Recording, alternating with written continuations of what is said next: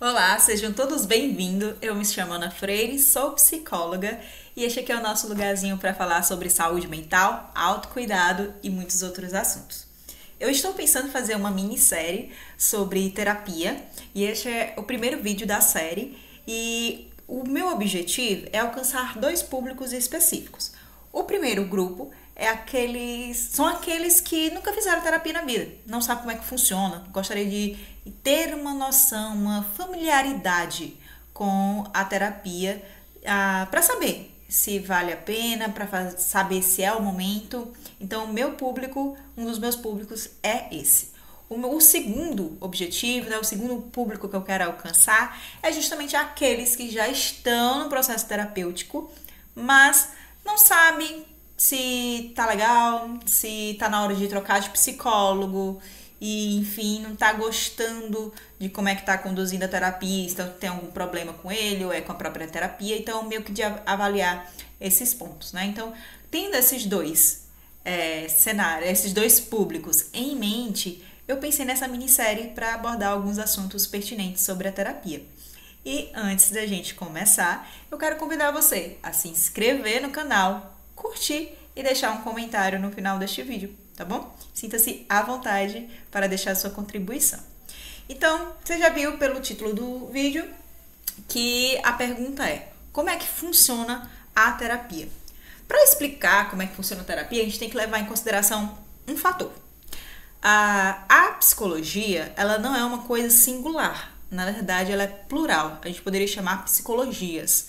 Assim como a gente vê na economia, na filosofia, várias vertentes, dentro da psicologia também isso existe, né? Então, lembra das suas aulas lá no ensino médio sobre filosofia na época da Grécia, na era moderna, contemporânea, o quanto muitas delas elas são parecidas, muito próximas, e quanto outras elas são opostas, são extremamente divergentes e ainda assim fazem parte da filosofia.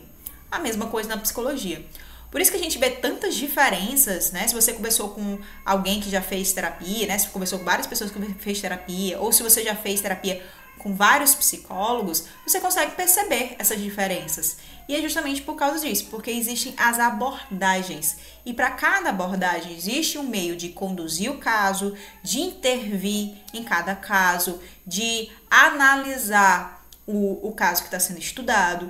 Então, essas intervenções, em algumas abordagens, elas são parecidas, em outras, elas são completamente opostas. Então, o que eu vou trazer aqui, a gente tem que levar isso em consideração, porque eu vou tentar trazer aqui alguns elementos gerais, mas que vai variar de um psicólogo para outro. Então, não se resume somente a isso que eu estou trazendo. Esse primeiro elemento geral é a estrutura da sessão. Como é que ela funciona?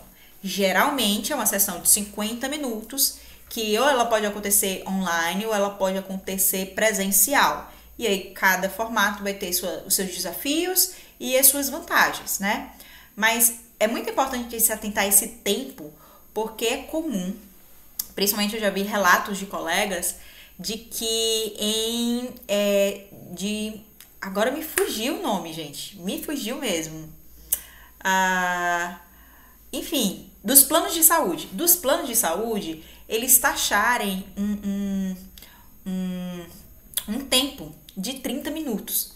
E você vai ver na prática, eu nunca experimentei, mas dificilmente eu consigo fazer uma sessão de 30 minutos. Então a gente tem que tomar um cuidado que esses 50 minutos, ele é pensado, obviamente, para alguns casos pode ser que requeira mais tempo, aí tem que ser conversado com o psicólogo, para outros casos pode ser que seja menos tempo, mas usualmente é 50 minutos. Porque existe muita coisa que é trabalhada dentro dessa sessão, né? Para abordagens que são mais estruturadas, elas tendem a ter vamos assim dizer, um script para o que vai fazer nesse tempo de 50 minutos. Para outras que é mais aberta, por mais que não tenha um script ali para ser seguido, ainda assim essa estrutura ela requer um tempo para a pessoa se expressar, um tempo para maturar o que está acontecendo ali e ter esse feedback do psicólogo, né, trazer uma devolutiva, e o tempo do próprio paciente né, elaborar o que ouviu, elaborar o que aconteceu dentro daquela sessão. E aí, geralmente, vai ser mais do que 30 minutos. Isso aí de forma recorrente. Uma outra coisa que acontece dentro dessa estrutura, né, e aí de novo, para cada abordagem pode mudar, variar bastante, mas é trabalhar com alguns tipos de ferramentas, algum tipo de estratégias para que possa ser feita algumas intervenções naquela sessão, naquele momento, né? Acontece alguma coisa, o paciente está falando uma coisa, ou ele está fazendo alguma coisa ali naquele momento, e aí já vê algum tipo de intervenção, já vê algum tipo de atividade que está sendo colocada ali para ser colocado, para poder já ver como é que o paciente responde, como é que surte efeito para aquela situação, para aquele momento. Então, vai se utilizar alguns tipos de ferramentas, alguns tipos de atividades, que pode ser atividades escritas, pode ser algum tipo de jogo. Com criança e adolescente, geralmente trabalha muito com jogos. Eu não sou da psicologia infantil, não trabalho com adolescentes, mas eu já estudei, já vi alguns psicólogos, eles têm muitas ferramentas lúdicas. E algumas dessas ferramentas lúdicas, eu confesso que dá vontade de trazer para a própria terapia com adultos, porque são bastante úteis e interessantes. Mas tem essas ferramentas a serem utilizadas. Também pode se utilizar de meditação, alguns tipos de meditações guiadas que são conduzidas dentro de sessões. Então, existem várias ferramentas que sempre vão ser aplicadas, né, de acordo com o caso. Tem um propósito ao ser aplicado aquela ferramenta, aquela atividade. Ela não é somente aplicada pay puff, né? Vou fazer uma meditação com fulano. Pega e joga a meditação em cima da pessoa só por fazer. Não tem um objetivo nenhum. Não, sempre vai ter um objetivo por trás e geralmente a gente vai sempre estar alinhado com o paciente. A gente traz essa proposta, conversa, dá uma maturada nela para que o paciente aceite essa atividade e possa ser aplicada. Porque se não tiver essa abertura, a atividade é mesmo que nada. E aí, geralmente, pode ser essas mesmas atividades que está fazendo naquela sessão ou alguma outra que seja pensada, dialogada naquele momento. São feitas atividades semanais, que são aquelas atividades que a gente vai fazendo ao longo da semana, que pode ser algum desafio, por exemplo, uma pessoa que gostaria de melhorar os seus vínculos e aí ela se colocou num desafio de sair com alguém naquela semana ou de mandar mensagem para alguém. Então sempre vai ter algum tipo de desafio ou atividade que possa fazer coerência com aquilo que está sendo abordado na sessão ou com a vida de um modo geral daquela pessoa. Então, a gente tem que levar isso em consideração também. Um outro ponto que eu quero salientar da estrutura é mais do que da estrutura. Na verdade, sobre o vínculo terapêutico. O que é o vínculo terapêutico? É a relação do psicólogo com o cliente. Essa relação, ela é vital para o processo terapêutico, independentemente da abordagem. Pode ser a abordagem mais fechada ou a abordagem mais aberta, esse vínculo ele é valorizado. Pode ser que seja, vamos dizer assim, colocar vistos de forma diferente, mas o vínculo sempre estará presente. Então, para uma abordagem, por exemplo, mais psicanalítica, se preza mais por uma neutralidade dentro dessa relação. Então, é o psicólogo que que é mais inexpressivo, mais sério, que geralmente você não sabe muito sobre o próprio psicólogo e super funciona com algumas pessoas. Isso é super aceito, porque ter essa seriedade, essa inexpressividade, né, não saber, né, o psicólogo ter esse ar de mistério, traz mais abertura, mais confiança para o paciente expressar mais o que ele está sentindo, o que ele está pensando.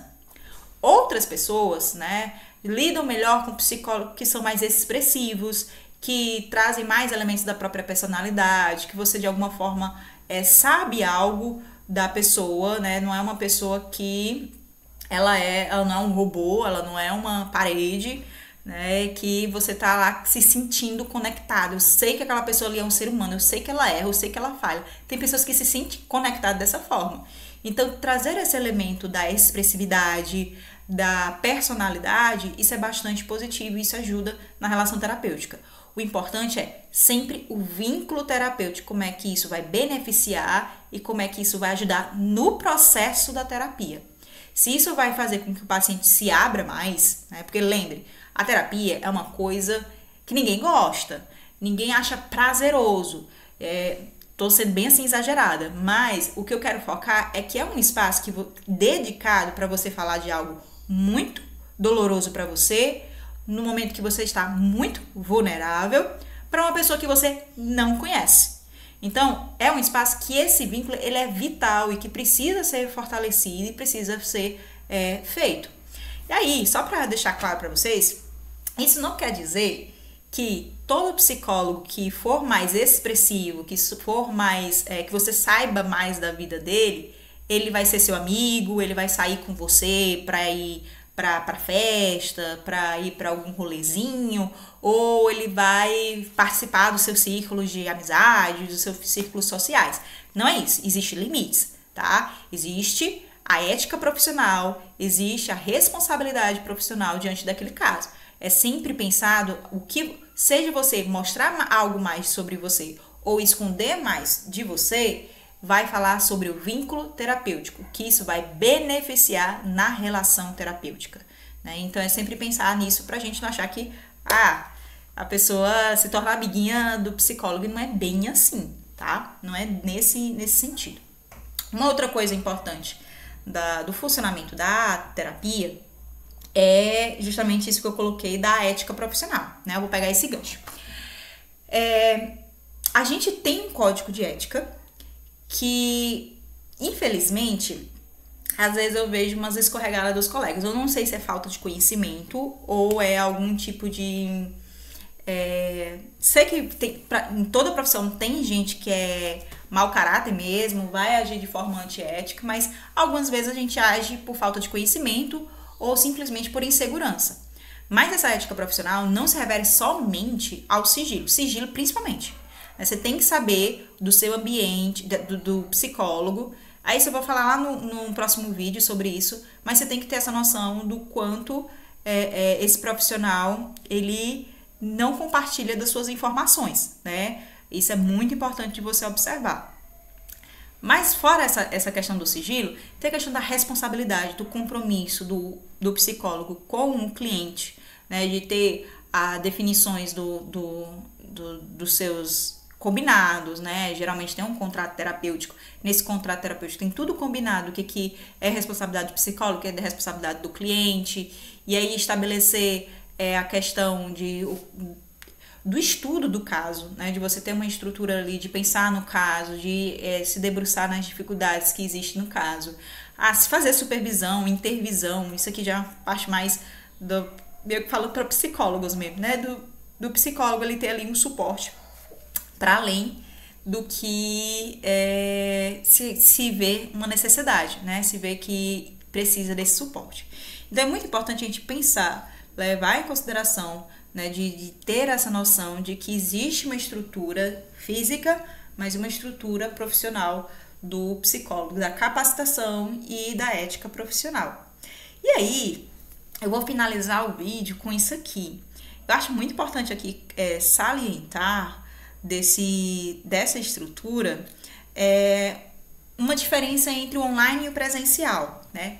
Eu acho muito importante a gente, como a estrutura presencial ela já é uma estrutura pensada, né, para atendimento, então corre menos risco a ter alguns tipos de prejuízo. Mas na estrutura online, é uma estrutura que depende do cliente. O que eu quero dizer com isso?